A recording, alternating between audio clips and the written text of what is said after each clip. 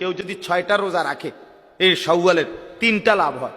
1 number হলো তার রমজানের ফরজ রোজার মধ্যে যদি কোনো ঘাটতি থাকে সুন্নত নফল দ্বারা আল্লাহ তাআলা এই রোজাগুলোর দ্বারা সেই ঘাটতি পূরণ করে পূর্ণ নেকি দিয়ে দিবেন। 2 নাম্বার, যে ব্যক্তি হাদিসে আছে নবী বলছে একটি নেক আমল কারো যদি কবুল হয় এটার প্রমাণ হইল বাহ্যিক একটা নমুনা হইল আল্লাহ তাকে সেই নেক আমল পুনরায় করার তৌফিক দেয়। তো কারো রমজানের রোজা কবুল হইছে কিনা এটার একটা বাহ্যিক প্রমাণ হইল তাকে আল্লাহ পুনরায় পরের মাসে 6টা রোজা রাখার তৌফিক দিছে।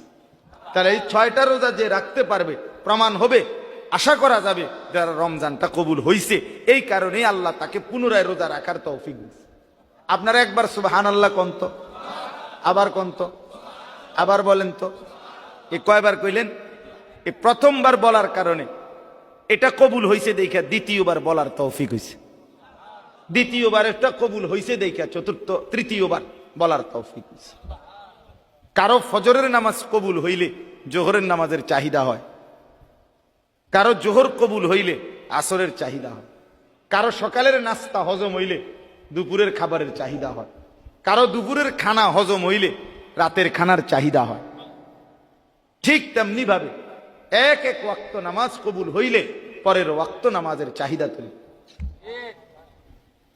অতএব এই 6 রোজা প্রমাণ করবে রমজানের রোজা কবুল হইছে। আর 3 নাম্বার হলো এই যেটা এখন বললাম, শুকর। আল্লাহ যে আমার এত বড় রমজান দিছে, সুযোগ দিছে, হায়াত দিছে, এটার শুকর আদায় হবে এই 6 রোজার দ্বারা। তাহলে 6 রোজার দ্বারা আমার ফরজ রোজার ত্রুটি বিচ্যুতি মাফ হবে।